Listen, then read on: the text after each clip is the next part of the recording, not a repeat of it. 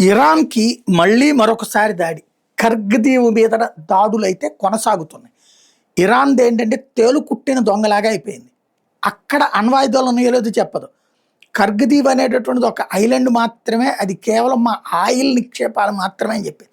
కానీ అక్కడ మొన్న కొట్టినప్పుడు డ్రోన్ల క్షేత్రం పేలిపోయింది.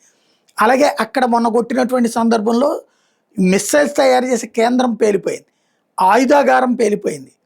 ఆయిల్ నిక్షేపాల మాటున ఇవన్నీ పెట్టారన్నటువంటి విషయం అర్థమవుతుంది. ఇప్పుడు అందుకని అక్కడ ఎయిర్ డిఫెన్స్ సిస్టమ్స్ని పదే పదే కొని అక్కడే ఇన్స్టాల్ చేస్తుంది. కొని ఇన్స్టాల్ చేసిన ప్రతిసారి అమెరికాను ఇజ్రాయెల్ వచ్చి కొట్టేస్తున్నాయి. కర్గ్ దీవిని కనుక హస్తగతం చేసుకుంటే వాస్తవంగా అక్కడ అమెరికా వాడు ఇజ్రాయెల్ వాడు దిగుతాడని ముందే ల్యాండ్ మైన్స్ పెట్టేశారు. అడుగడుగునా ల్యాండ్ మైన్స్ పెట్టేశారు. ఇప్పుడు ఆ ల్యాండ్ మైన్స్ మధ్యలోనే ఇరాన్ వాడు ప్రయాణిస్తున్నాడు.